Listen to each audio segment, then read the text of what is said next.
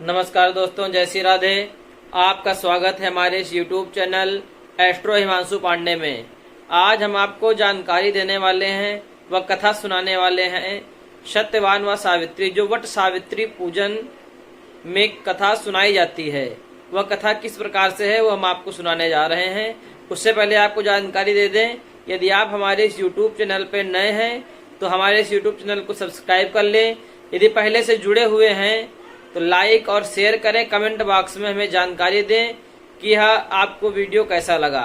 नमस्कार, आपको कथा सुनाने जा रहे हैं। एक प्राचीन समय में राजा राज किया करते थे। अश्वपति राजा राज किया करते हैं।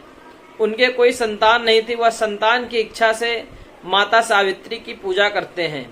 सावित्री की पूजा करते हैं। वह निरंतर 8 वर्षों तक माता सावित्री की पूजा करते हुए अपना वह जीवन व्यतीत करते हैं। इसी प्रकार से 8 वर्ष बीत जाते हैं। उन्हें एक कन्या रूपी रत्न की प्राप्ति होती है। उस कन्या का भी नाम वह सावित्री रख देते हैं। सावित्री अत्यंत गुणवान, सुंदर व सौभाग्यशाली थी।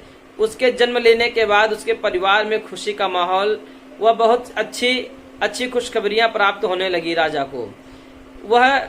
जब वह विवाह योग्य हुई तो उसको राजा को विवाह की चिंता होने लगी। वह राजा विवाह के लिए अपनी कन्या के विवाह सैनिकों को भेजा, अपनी कन्या के विवाह के लिए सुयोग्य वर ढूंढने के लिए, लेकिन उसे सुयोग्य वर नहीं मिला।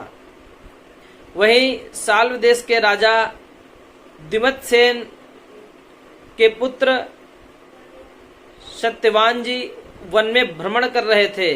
उनको सावित्री ने देख करके मन ही मन में उनका वर्ण कर लिया।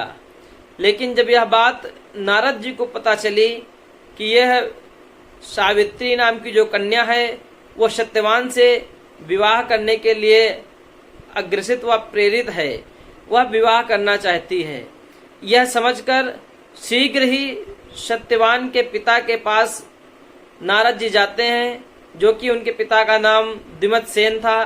दिमतसेन से कहते हैं कि आपके पुत्र की आयु तो बहुत कम है। यदि आप अश्वपति साथ में सत्यवान का विवाह करते हैं तो यह अच्छा नहीं होगा। यह बात नारद जी की सुनकर के दिमतसेन ने कहा, यह तो जो लिखा होगा वही होगा। सावित्री को भी दिमतसेन काफी समझाते हैं, यानी कि सत्यवान के पिता और सावित्री के पिता ये सब आपस में बैठ करके समझाते हैं सावित्री को। लेकिन सावित्री ने तो मन में ही विचार कर लिया था कि हमारा विवाह होगा तो केवल सत्यवान से होगा। सबके समझाने के बावजूद यह बात सावित्री ने नहीं समझी और सावित्री का विवाह सत्यवान से कर दिया गया। सावित्री का विवाह जब सत्यवान से हो जाता है, और यह जानकारी सावित्री को थी कि यह दीर्घायु नहीं है, अल्पायु है सत्यवान जी।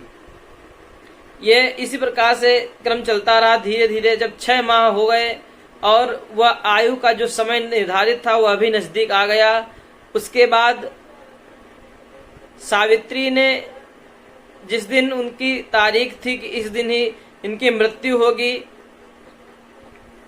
उस दिन सत्यवान वन में लकड़ी काटने के लिए जाते हैं। लकड़ी काट करके जब वहां से वापस आने के लिए लकड़ियों का गट्ठर अपने सर के ऊपर रखने का प्रयास करते हैं, उसी समय उनके सर में भयंकर पीड़ा होने लगती है, सर दर्द होने लगता है। सावित्री पहले से ही यह बात समझ चुकी थी कि ये कोई अनहोनी होने वाली है, तो सत्यवान को पकड़ करके बैठ जाती है।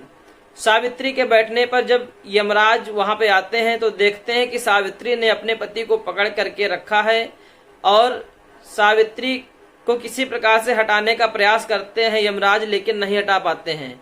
उसके बाद यमराज सत्यवान के प्राणों को लेकर के चलने लगते हैं। वैसे ही सावित्री यमराज के पीछे पीछे चलती है, लेकिन कुछ दूर जाने के बाद यमराज कहते हैं कि आप मेरे पीछे क्यों आ रही हो, आप मेरे साथ नहीं जा सकती हो। ऐसा कहने के बाद थोड़ी दूर चलते हैं, देखते हैं कि सावित्री फिर भी पीछा किए आ रही है।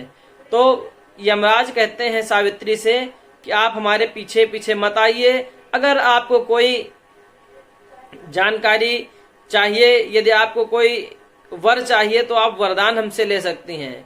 तो सावित्री ने कहा, हमें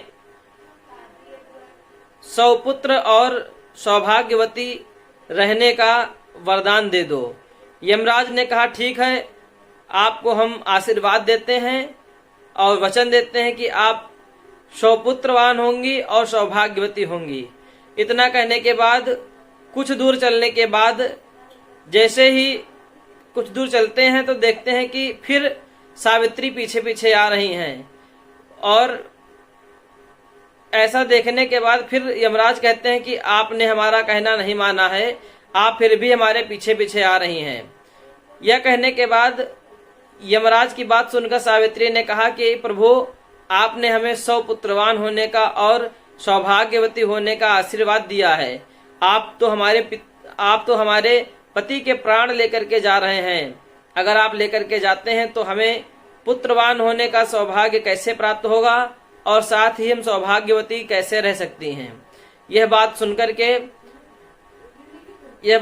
के यमराज भी अचंभित रह जाते हैं और सत्यवान के प्राणों को वहीं छोड़ना पड़ता है।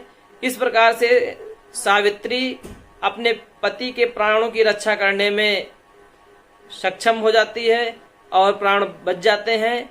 दीर्घायु की प्राप्ति हो जाती है। सौपुत्र यानी कि 100 वर्षों की आयु और सौभाग्यवती होने का, उसे अटल सौभाग्यवती होने का वरदान भी प्राप्त हो जाता है। यह कथा जो भी मनुष्य सुनता है या सुनाता है उसे अटल सौभाग्य की प्राप्ति, समाज में वर्चस्व की प्राप्ति होती है। सौभाग्यवती स्त्रियों को इस कथा को सुनना चाहिए, पढ़ना चाहिए। आप हमारे इस कथा को सुन करके आपको कैसा लगा यह हमें जानकारी दें और कमेंट बॉक्स में बताएं कि वीडियो आपको कैसा लगा। इसी प्रकार के वीडियो और ज्योतिषी संबंधी सलाहों को लेने के लिए हमारे इस YouTube चैनल को सब्सक्राइब करें, लाइक करें, शेयर करें। और अगर आपको कोई अन्य जानकारी चाहिए तो आप हमारे दिए गए स्क्रीन के नंबर पर व्हाट्सएप करें। जय श्री राधे, जय श्री कृष्ण।